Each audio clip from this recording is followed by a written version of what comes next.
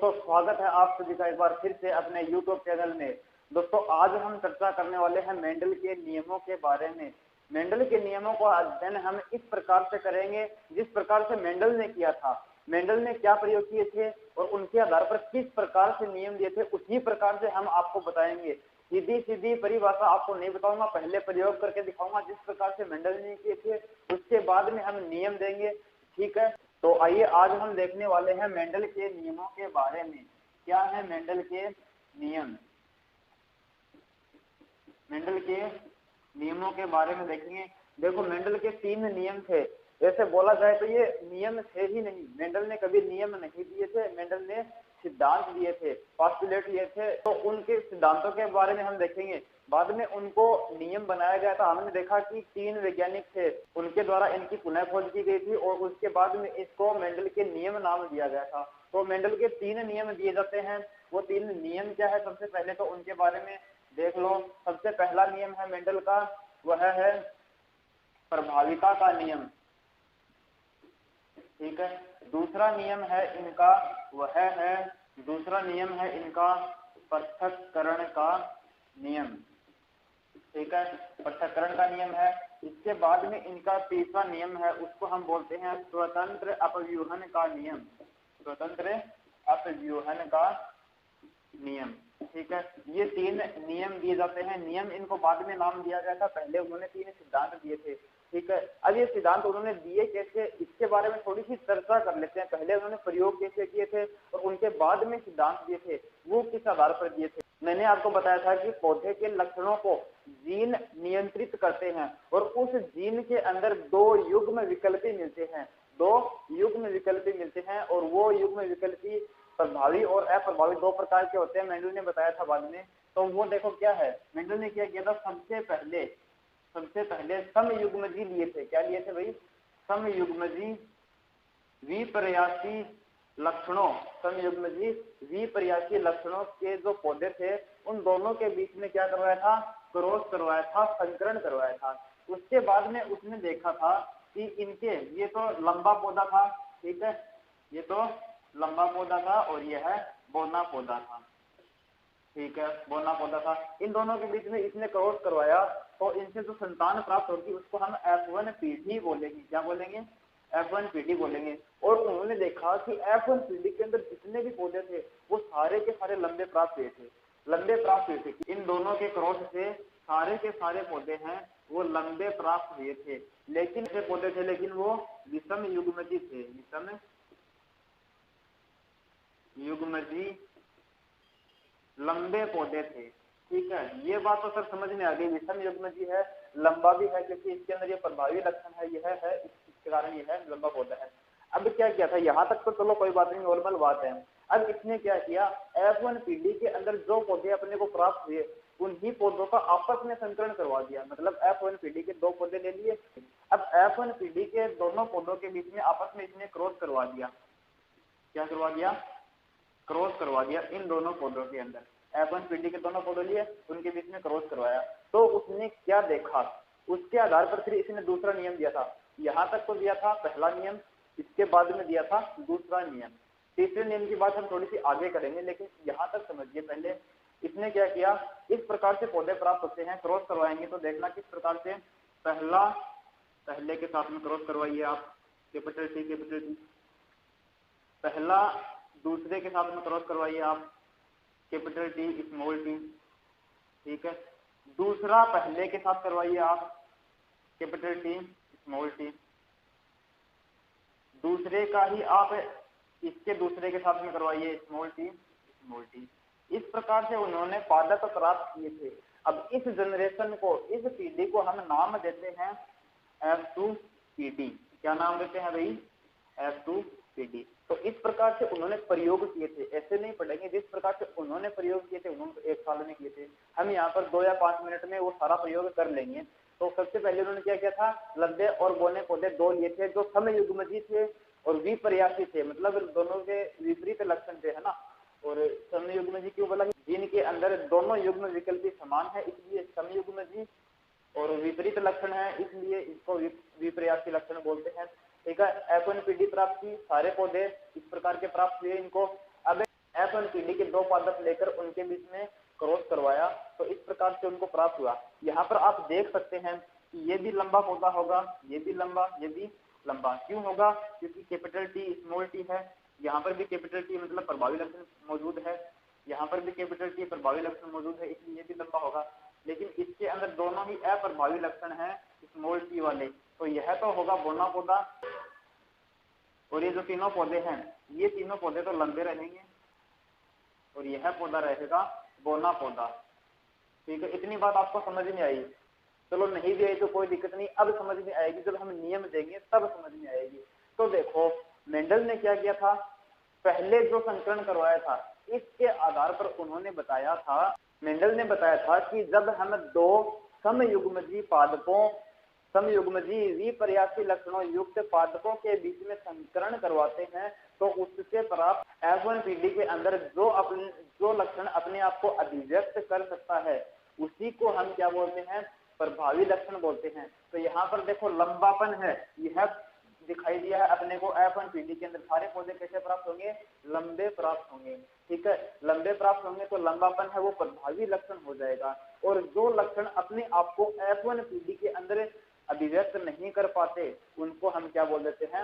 अप्रभावी लक्षण बोलते हैं। उम्मीद है इतनी बात आपको समझ में आ गई होगी। चलो सबसे पहले मेरे को ये बता दो, आपको मेंडल के तीनों नियमों में से कौन सा सबसे ज्यादा हार्ड लगता है? जल्दी से कमेंट करो, उसके बाद में आगे चलते हैं। तो देखिए इसके बाद में मेंडल ने क्या किया था, इसके बाद में मेंडल ने F1PD के दो पादप लिए थे और उनके बीच में संकरण करवाया। तो यहाँ पर उसको 3 तो लंबे पौधे प्राप्त हुए और एक बोना पौधा प्राप्त हुआ। तो हमने जब लक्षण प्ररूप की बात की थी तो हमने देखा कि बाह्य रूप दिखता है वही लक्षण प्ररूप होता है, और जीन प्ररूप क्या होता है? जो इसकी अंदर की संरचना होती है, जो अपने को शुद्धता और अशुद्धता के बारे में बताता है, वही जीन प्ररूप होता है। तो यहाँ पर आपने देखा कि लक्षण प्ररूप की अगर मैं बात करूं, किसकी बात करूं? लक्षण प्ररूप की अगर मैं बात करूं तो लक्षण प्ररूप आपको क्या मिलते हैं?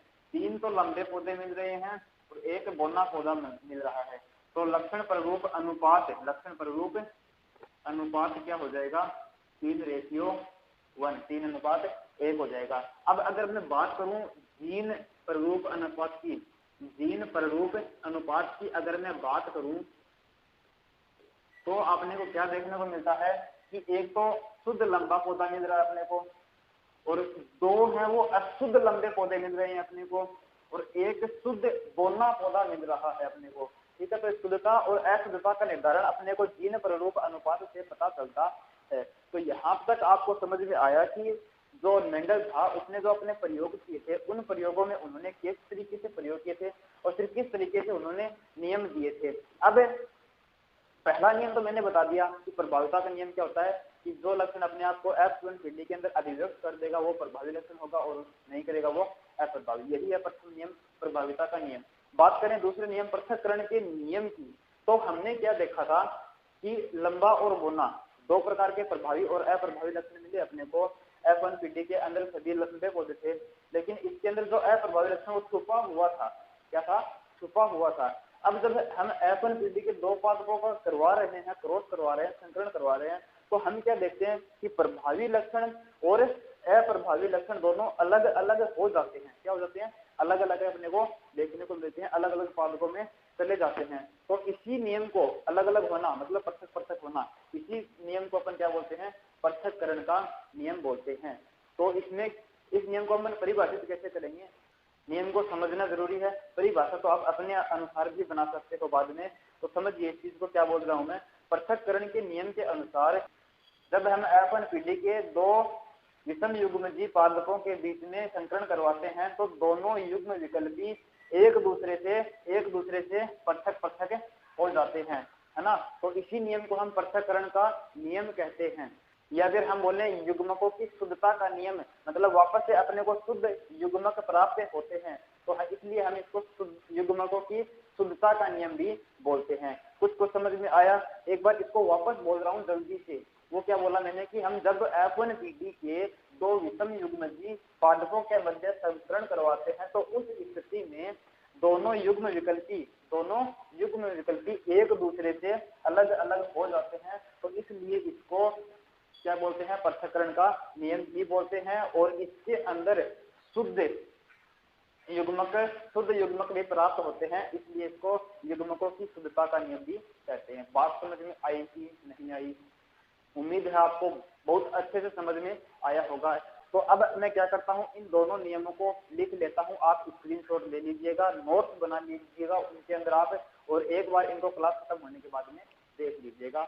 वादा करता हूँ आप कभी नहीं भूलोगे, ठीक है। उसके बाद में हम स्वतंत्र अपव्यूहन का नियम भी देखेंगे, लेकिन इसके लिए हमको दो विपर्यासीय लक्षणों को एक साथ में क्या करना पड़ेगा, उनका संकरण करवाना पड़ेगा, ठीक है, द्विसंकर संकरण पढ़ना पड़ेगा। उसके बाद में हम तीसरा नियम बता सकते हैं कि किस प्रकार से दिया गया था। तो इनके बारे में देखिए, मैं लिख देता हूँ, आप स्क्रीनशॉट ले लीजिए।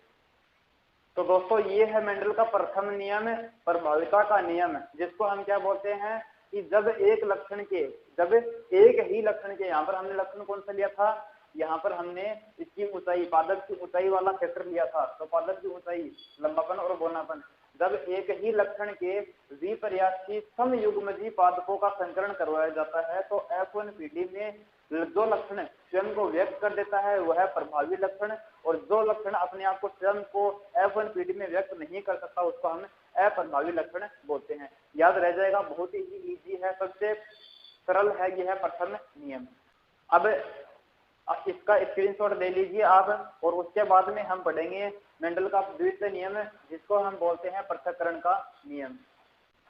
तो दोस्तों ये है मेंडल का द्वितीय नियम, जिसे हम पृथक्करण का नियम भी बोलते हैं, जिसमें क्या बोला गया है कि F1PD ये रही, कहाँ है, ये रही F1PD में सभी क्या है, लंबे पौधे, विषम युग्मजी लंबे पौधे, है ना। F1PD के विषम युग्मजी से युग्मक बनते समय इनके बच्चे F1 के बच्चे बनते समय दोनों युग्म विकल्पी कौन कौन से, प्रभावी तथा अप्रभावी जो युग्म विकल्पी है, कैपिटल टी और स्मॉल टी, दोनों युग्म विकल्पी एक दूसरे से पृथक हो जाते हैं और हमें शुद्ध युग्मक प्राप्त होते हैं, शुद्ध युग्मक, शुद्ध लंबा और शुद्ध बोलना। अतः इसे पृथक्करण का नियम या फिर युग्मकों की शुद्धता का नियम भी कहते हैं। बात समझ में आई क्या? F2PD के लिए हमें लक्षण प्ररूप अनुपात भी कई बार पूछ लेता है और जीन प्ररूप अनुपात भी अपने को पूछ लेता है। तो लक्षण प्ररूप अनुपात 3:1, यहाँ पर 3 क्या है, 3 लंबे पौधे हैं और एक क्या है, बोना पौधा है। जीन प्ररूप का मतलब शुद्ध है या फिर अशुद्ध है। तो हमें यहाँ पर देखते हैं, यहाँ पर क्या देखा, एक तो शुद्ध लंबा, 2 अशुद्ध लंबे और एक शुद्ध बोना पौधा प्राप्त हुआ है। तो इसको हम यहाँ पर लिख दें, एक शुद्ध समयुग्मजी लंबा और 2 अपने को क्या प्राप्त हुए हैं, 2 विषम युग्मजी लंबे पौधे और एक समयुग्मजी लंबा पौधा अपने को प्राप्त हुआ है। अब देखो दोस्तों, मेंडल ने क्या किया था, जो F1PD प्राप्त की थी, उस F1PD में जो पादप प्राप्त हुए थे वो सारे पादप अपने को कैसे प्राप्त हुए थे। देखो F1PD थी, उसके अंदर सारे के सारे पादप अपने को विषम युग्मजी और लंबे पौधे प्राप्त हुए थे, विषम युग्मजी और लंबे पौधे प्राप्त हुए थे। अब इसने क्या करवाया कि इसी से मतलब F1PD से इन्होंने F2PD तो प्राप्त की, लेकिन साथ साथ में एक काम और किया। वो क्या किया कि F1PD का संकरण अपने जनकों के साथ में करवा दिया। जनक क्या लिए थे हमने, जनक लिए थे, देखो समयुग्मजी लंबे पौधे लिए थे और समयुग्मजी बोने पौधे लिए थे। इन दोनों के बीच में संकरण करवाया था, तो उस कंडीशन में इनको ये पौधा प्राप्त हुआ था, F1PD प्राप्त हुई थी। अब अगर यदि हमें F1PD का संकरण पुनः अपने जनकों से करवा दें, तो इस प्रकार के संकरण को हमें संकर पूर्वज बोलते हैं या फिर पश्च संकरण बोलते हैं। अब यहाँ पर देखो 2 कंडीशन बनती है, कितनी, 2 कंडीशन बनती है। कौन कौन सी? अगर हम F1PD का संकरण अपने जनक, प्रभावी जनक के साथ में करवाएं, और दूसरी कंडीशन ये बन सकती है कि हम अपने F1PD का संकरण अप्रभावी जनक के साथ में करवाएं। ये क्या है, अप्रभावी है और ये क्या है, प्रभावी है, ठीक है। अब इन दोनों के साथ में करवाएं तो इनके हम अलग अलग नाम देते हैं। देखो क्या बोलते हैं, अगर हमें F1PD का संकरण अपने प्रभावी जनक के साथ में करवाएं तो इसको हमें बाह्य संकरण कहते हैं। क्या कहते हैं, बाह्य संकरण कहते हैं। अच्छा, बाह्य संकरण क्या है, देखो इसको करके देखते हैं एक बार।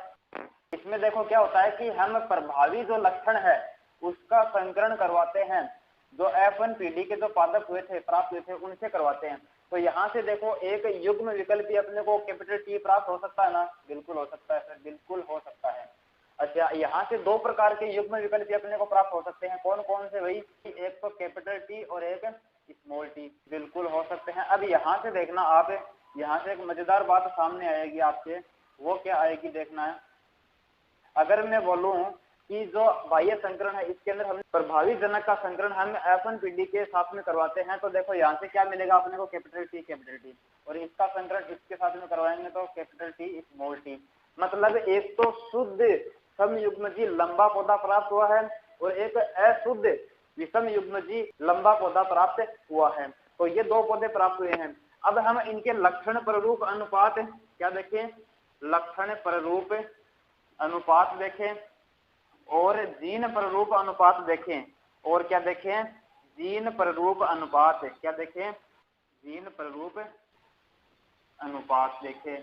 तो देखो इनमें क्या होता है? लक्षण प्ररूप जो बाहर से कैसा दिख रहा पौधा अपने को? बाहर से ये भी लंबा दिख रहा है, ये भी लंबा दिख रहा है और ये भी लंबा दिख रहा है। लेकिन ये क्या है? ये समयुग्मजी लंबा पौधा है। कैसा है? समयुग्मजी लंबा पौधा है। और ये क्या है? विषम युग्मजी। कैसा है भाई? विषम युग्मजी। ठीक है। तो लक्षण प्ररूप अनुपात बताओ, ये भी लंबा ये भी लंबा, मतलब बाहर से सब कुछ लंबा दिख रहा है अपने को। तो हम बोलेंगे कि लक्षण प्ररूप अनुपात अपने को 100% प्राप्त होता है, मतलब 100% लंबे पौधे अपने को प्राप्त होते हैं। अब देखो आगे, अगर मैं बोलूं जीन प्ररूप अनुपात की बात करूं तो जीन, देखो यहाँ पर जीन क्या पता है? जीन प्ररूप अनुपात हमें शुद्धता और अशुद्धता के बारे में बताता है। यहाँ पे अपने को शुद्ध क्या मिला है? शुद्ध संयुग्मजी, और यहाँ पर अशुद्ध मिला ना।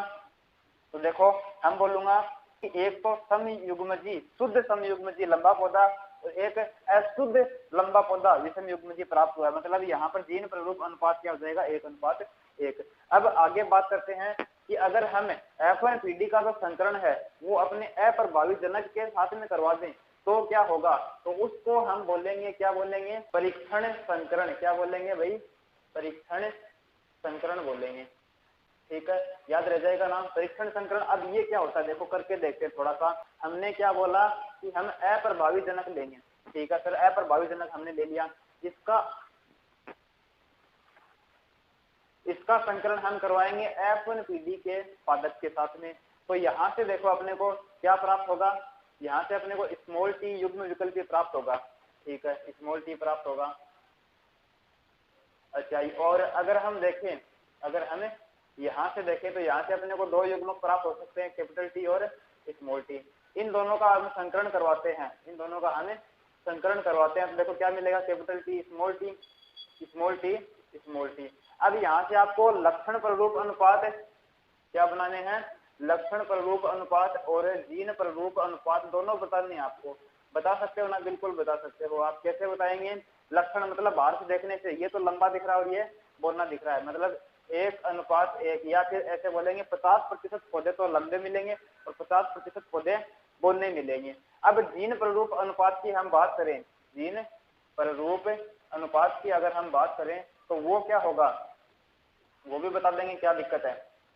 देखो यहाँ पे ये तो शुद्ध है, शुद्ध बोना पौधा, और ये क्या है? अशुद्ध विषम युग्मजी लंबा पौधा है।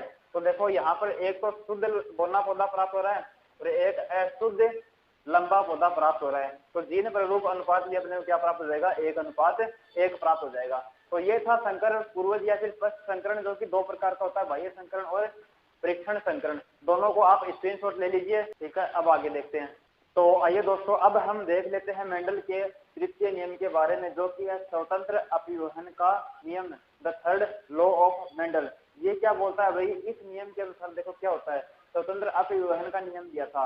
हम सबको पता है कि मेंडल ने 7 विपर्यासी लक्षणों के ऊपर अध्ययन किया था। शुरुआत में उन्होंने एक बार में केवल और केवल एक ही लक्षण की वंशागति का अध्ययन किया था।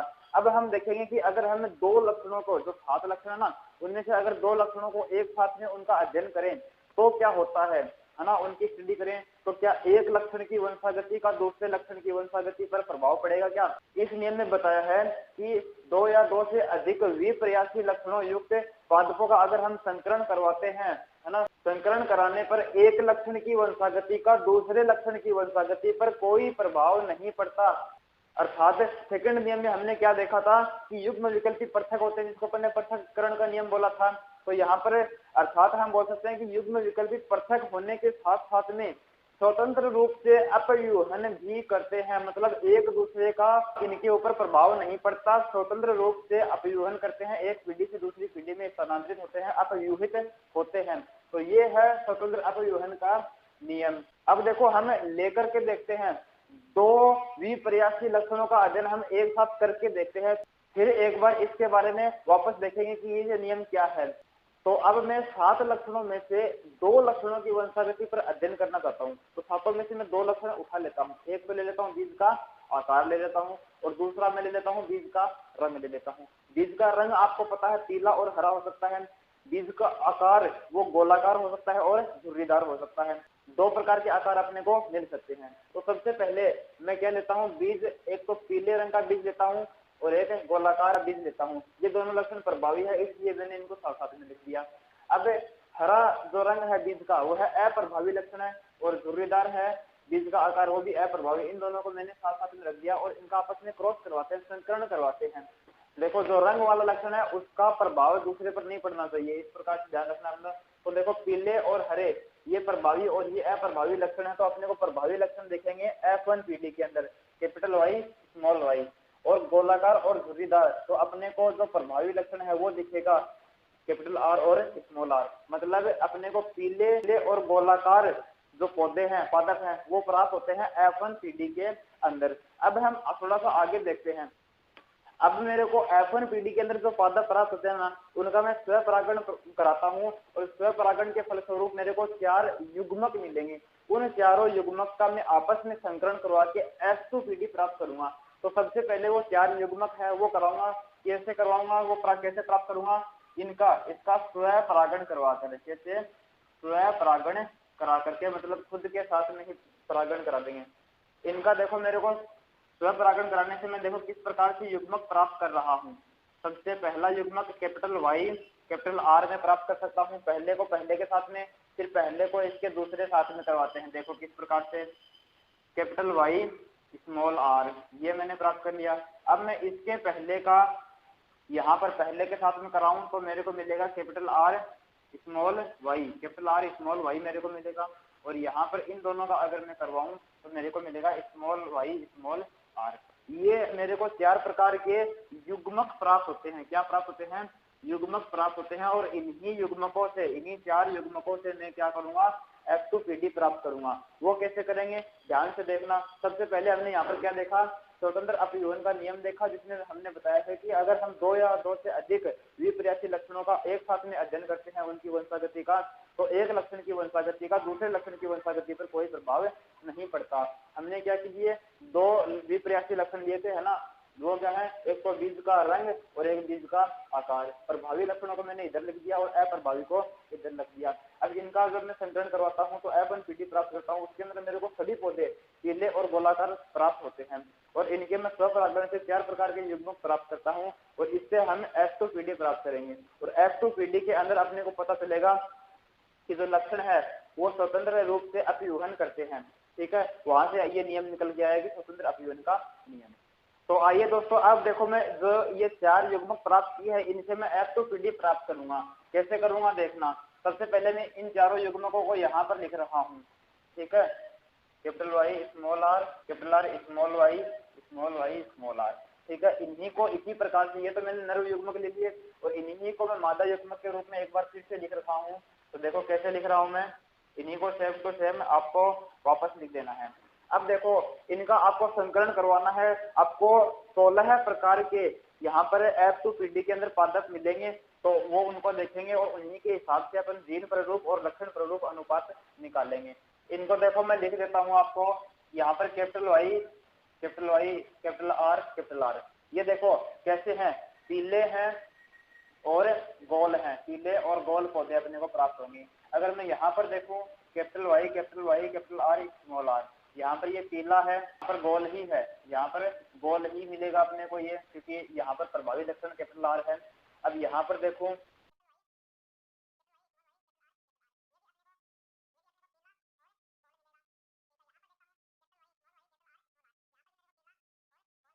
ठीक है। तो इस प्रकार से यहाँ पर हम जीन प्रारूप लिखेंगे ना, उस टाइम पे यह बहुत काम आएंगे। जो मैं नाम लिख रहा हूँ ना हिंदी वाले, ये काम आएंगे। ये भी अपने को पीला और गोल मिलेगा।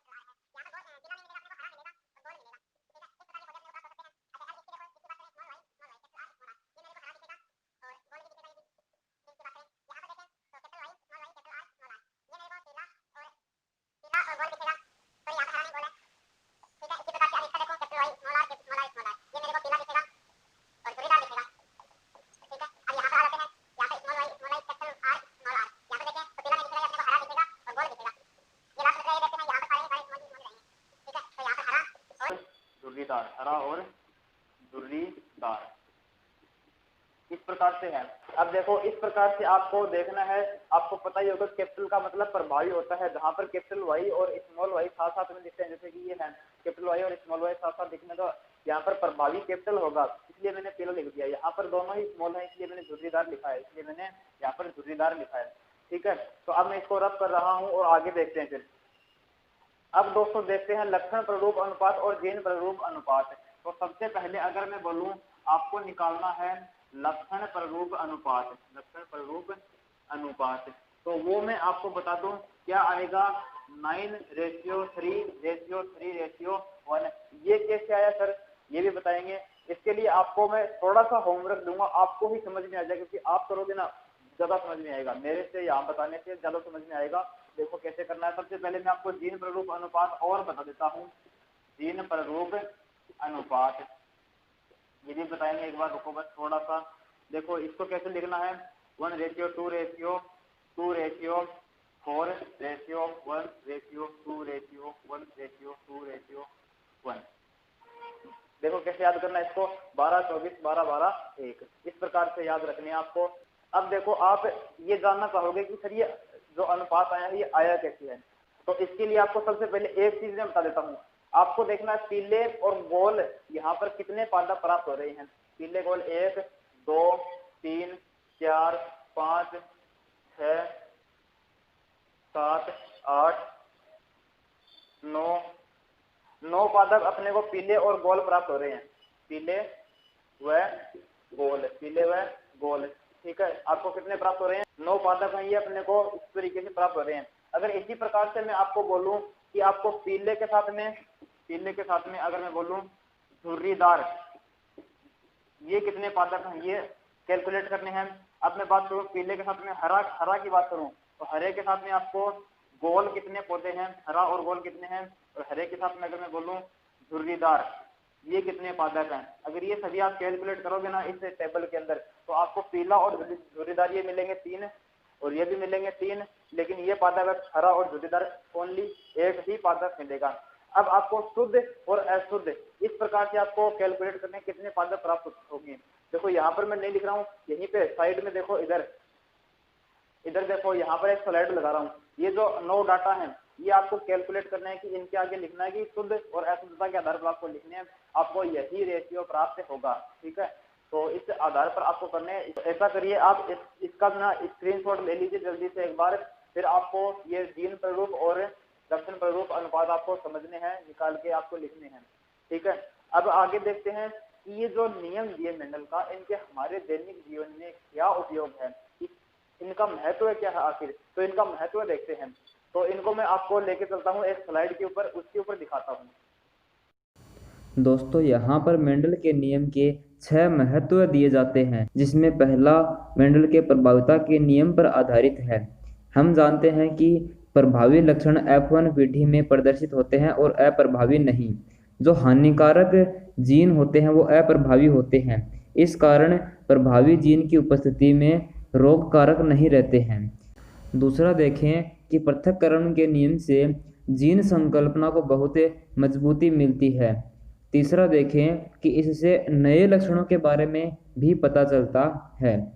चौथा अगर देखें तो इससे अनुपयोगी लक्षणों को हटाया जा सकता है और उपयोगी लक्षणों को एक साथ एक ही जाति में लाया जा सकता है। आगे देखें तो इससे अधिक रोग प्रतिरोधी फसली पौधों को विकसित किया जा सकता है। अब दोस्तों देखें तो मानव जाति के सुधार से संबंधी विज्ञान की शाखा सुजननिकी मेंडल के नियमों पर ही आधारित है, मतलब इसमें मानव जाति के सुधार से संबंधी कार्य किए जाते हैं। तो दोस्तों इस प्रकार से यह मेंडल के 6 महत्व दिए जाते हैं। तो दोस्तों इस तरीके से अपना चैप्टर है वो कंप्लीट होता है यहाँ पर। आगे हम मिलेंगे किसी नए चैप्टर के अंदर। तो आशा करता हूँ दोस्तों मेरे द्वारा दी गई जानकारी आपको समझ में आई होगी। अगर आपको वीडियो अच्छा लगा है तो चैनल को सब्सक्राइब करके लाइक वाला बटन दबाकर हमेशा की तरह आप अपना प्यार दर्शा सकते हैं। मिलते हैं अगले वीडियो में, तब तक के लिए धन्यवाद।